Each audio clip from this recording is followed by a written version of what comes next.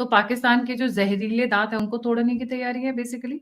जैसे सांप के मुंह से उसका जब दांत निकाल लेते हैं तो उसका जहर खत्म हो जाता है। यानी जब हम अपने टीटीपी बीएलए उन्हीं को नहीं कंट्रोल कर पा रहे, तो अगर सऊदी अरेबिया में किसी किस्म का कोई प्रॉब्लम आता है तो हमारे लोग क्या कर लेंगे सर वहां पर? मेरे ख्याल में क्लासिक एग्जांपल है, आप खुद भी कोशिश कर रहे थे इनको ठीक रास्ते पे लाने की, लेकिन ये क्लासिक एग्जांपल है कि आंखों पे पट्टी बंधा होना और अपने आप को बेवकूफ़ बनाने के जो मुतरादिफ बात है ना, फूलिंग वन सेल्फ। एक्चुअली ये क्या था, ये एक इस्लामिक बॉम्ब था जिसको सऊदी अरेबिया ने पाकिस्तान को बनाने के लिए दिया था, फंड किया था, क्योंकि सऊदी अरेबिया खुद नहीं बना सकता था क्योंकि इजराइल का खतरा था बम्बार्डमेंट का। इसराइल जब चाहे जिस भी इस्लामी मुल्क पर हमला कर सकता है, जैसे रिसेंटली हमने 2025 के अंदर ईरान में देखा। भारत की जो सोल्जर्स हैं वो पहुंच गए हैं म्यांमार में, और जो अमेरिका की सोल्जर्स हैं वो पहुंच गए हैं बांग्लादेश के चिटागोंग में। इंडिया ने ओपनली कई बार ये बोला है कि हम दोबारा से अटैक करेंगे, अगर हमें ऐसा लगा कि हमारी पाकिस्तान की सरजमीन इंडिया के अगेंस्ट यूज हो रही है तो हम दोबारा से अटैक करेंगे। जैसे ही कतर के कैपिटल दोहा पर इसराइल ने अपने जेट्स के साथ अटैक किया, बमबारी की, उसको देखकर पूरा जो वर्ल्ड है वो शॉक होता हुआ दिखाई दिया। इंडिया भी इसी तरीके से इसराइल के साथ डिफेंस एग्रीमेंट कर लेता है कि भाई इंडिया पर हमला इसराइल पर हमला समझा जाएगा और इसराइल पर हमला इंडिया पर हमला समझा जाएगा। 10-11 साल पहले एक रिपोर्ट भी आई थी जिसमें बताया जाता है कि सऊदी अरेबिया ने अपने न्यूक्लियर वेपन्स मांगे भी थे। तो उसी में जाहिर है सर, हम वाहिद कंट्री हैं जिसके पास न्यूक्लियर वेपन्स है, तो हम पहुंच गए होंगे वही सेल करने के लिए, और तो हमारे पास कुछ है नहीं। तीनों नेशंस के साथ उसने पैसे लिए हैं, अब सबको पैसे अपने लेने हैं वापस, तो पाकिस्तान को देने के लिए कुछ है नहीं न्यूक्लियर वेपन्स और उसकी आर्मी के अलावा। तकरीबन $6 बिलियन में पाकिस्तान ने अपने न्यूक्लियर वेपन्स जो है वो सऊदी अरेबिया को दे दिए, और बात है कि वो $6 बिलियन का हमें वो ऑयल देंगे जो कि उधार होगा, और ये लोग अपना अपना पैसा के बदले पाकिस्तान के न्यूक्लियर वेपन्स मांगेंगे, उसकी मिसाइल्स मांगेंगे, उसकी टेक्नोलॉजी मांगेंगे। This is a slow and steady denuclearisation of Pakistan. ये बोला नहीं जाता।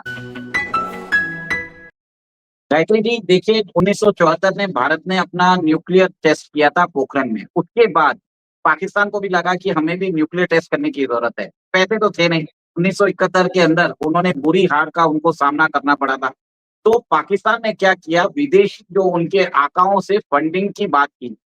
समय लीबिया के जो डिक्टेटर थे मोहम्मद गद्दाफी और सऊदी अरेबिया के किंग थे, उन्होंने पैसे दिए थे, और बताया जाता है सऊदी अरेबिया का बहुत बड़ा कंट्रीब्यूशन हुआ था।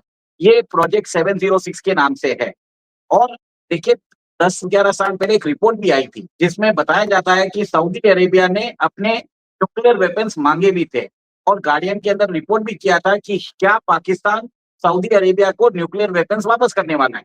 एक्चुअली ये क्या था, ये एक इस्लामिक बॉम्ब था जिसको सऊदी अरेबिया ने पाकिस्तान को बनाने के लिए दिया था, फंड किया था, क्योंकि सऊदी अरेबिया खुद नहीं बना सकता था क्योंकि इजराइल का खतरा था बम्बार्डमेंट का। जिस तरह से हवा बनाया जा रहा है कि भारत की कूटनीति खा रहे हैं, मैं ये भी बोल देता हूँ कि कल आप देखेंगे कतर और यूएई वो भी शायद पाकिस्तान के साथ ऐसा एग्रीमेंट कर सकते हैं।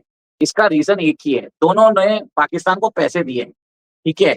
अब वो पैसे दिए हैं, इसके लिए पाकिस्तान के साथ एग्रीमेंट करेंगे, और पाकिस्तान के जो जंगी जो उनकी मर्सिनरी आर्मी है उनको आके बोलेंगे कि हमारे बॉर्डर्स को डिफेंड करो। उसी रेबल के साथ कौन लड़ेगा? पाकिस्तान आर्मी लड़ेगी, और उसमें ज्यादा कौन मरने वाले हैं? पाकिस्तान आर्मी मरेगी।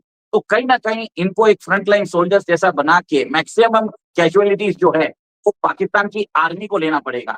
इससे क्या होगा कि जो रॉयल फोर्स है, रॉयल फोर्स जो सऊदी अरेबिया की है, वो सिक्योर रहने वाली है।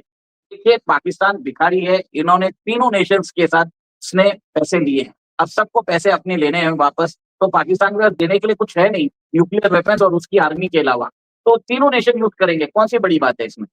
तो इसको आप नटशेल में क्या देखते हैं कि सऊदी ने बस अपना सारा सामान वापस ले लिया जिसको ये डिफेंस पैक्ट का नाम दे रहे हैं, इन शॉर्ट?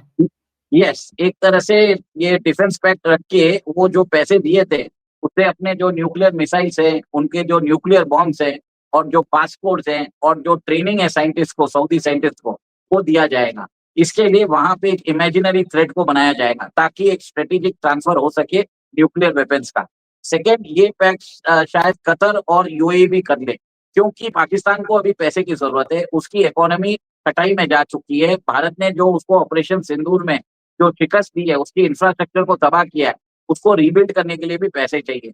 तो पाकिस्तान के पास उसके न्यूक्लियर वेपन्स के अलावा और उसकी आर्मी के अलावा कुछ है नहीं ऑफर करने के लिए। गायत्री जी, एक और एक चीज है कि पाकिस्तान को देखिए $7 बिलियन के लिए उसको IMF के पास जाना पड़ता है। तो कहीं ना कहीं वहां पे रेस्ट्रिक्शंस भी है और चाइना को भी उसको पैसे देने हैं, 30 में से $32 बिलियन। तो हर जगह से वो प्रॉब्लमेटिक हो चुका है। सेकेंड, दिस माइट बी, ये मेरा एक अलग से एक विचार है, this might be a planned denuclearisation of Pakistan, जिसके अंदर शायद अमेरिका ही फैसिलिटेट कर रहा है कि पाकिस्तान के न्यूक्लियर वेपन जो हैं उसके एलाइज के पास चले जाए। किसके पास? सऊदी के पास। किसके पास जाएगा? नेक्स्ट कतर, यूएई, तीनों अमेरिकन एलाइज है। अगर तीनों के पास अगर ये वेपन सिस्टम चले जाते हैं और तो पाकिस्तान को डीन्यूक्लियराइज भी कर सकते हैं। ये शायद एक अनदर थियरी है, एक्सप्लिसिटली नहीं बोली जाएगी बट समझने वाली बात है।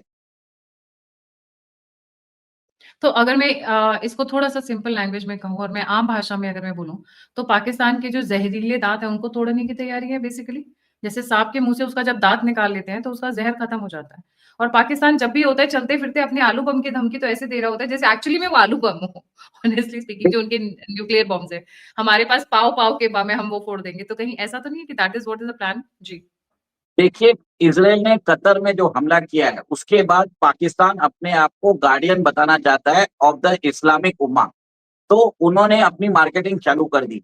अब तीनों जो नेशंस है, उन्होंने बोला है कि इस भिखारी के पास पैसे तो है नहीं, एक काम करते हैं कि हम लोग तीनों मिलके इससे न्यूक्लियर वेपन्स ले लेते हैं, इसके न्यूक्लियर मिसाइल्स ले लेते हैं, टेक्नोलॉजी लेते हैं, तो सेट ऑफ कर लेते हैं। तो ये काम हो रहा है, सीधी बात है। और आपको क्या लगता है, जो कतर में अगर मिसाइल्स दागी गई, क्या कतर की जो सरकार है उसको मालूम नहीं होगा? पूरा उनको मालूम था, अमेरिका को भी मालूम था। अमेरिका का सबसे बड़ा बेस जो है वो कतर में ही है।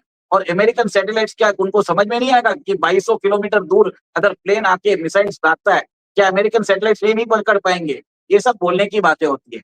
कतर को भी मालूम था, अमेरिका को भी मालूम था। उनको क्या था, हमास को एलिमिनेट करना था। एक्सप्लिसिटली कर नहीं सकते थे, सबके सामने दिखा के वो बता नहीं सकते थे। तो इसके लिए उन्होंने उसके कोऑर्डिनेट दे दिए। तो इसराइल को देने के बाद इसराइल ने उनको उड़ा दिया। अब एक तरह से ये फिक्स मैच चल रहा है, तो पाकिस्तान को फंसा दिया गया। आपने बरोबर बोला, पाकिस्तान के दांत तोड़ रहे हैं, उनके जो उसके जो जहरीले दांत है ना, तोड़ के उसको बाहर निकाल रहे हैं। ये सही बात है। नमस्ते दोस्तों, जय हिंद। जैसा कि दोस्तों आपने क्लिप में देखा, पाकिस्तानी मीडिया चर्चा कर रहा है कि पाकिस्तानी आर्मी सऊदी अरब की चौकीदारी करने वाली। पाकिस्तानी मीडिया खुद ये बता रहा है कि सऊदी अरब ने पाकिस्तान के न्यूक्स को रेंट पर ले लिया है। दरअसल अब सऊदी अरब और पाकिस्तान दोनों ही डरे बैठे हैं। पाकिस्तान तो भारत के हमले से काफी खौफजदा है और दूसरी तरफ सऊदी अरब इसराइल से डरा बैठा है। एक तरफ पाकिस्तान जो परमाणु शक्ति होने के बावजूद भारत के सामने बेबस महसूस करता है, दूसरी तरफ सऊदी अरब है जो ईरान की पुरानी दुश्मनी से जूझता था लेकिन अब इसराइल को सबसे बड़ा खतरा मानने लगा है। सऊदी अरब तेल का राजा है लेकिन सुरक्षा के मामले में कमजोर है। सालों से ईरान उसका सबसे बड़ा दुश्मन रहा है। यहाँ एक बड़ी ही दिलचस्प बात है कि इसराइल और ईरान एक दूसरे के सबसे बड़े दुश्मन है, लेकिन दोनों की सऊदी अरब से नहीं बनती।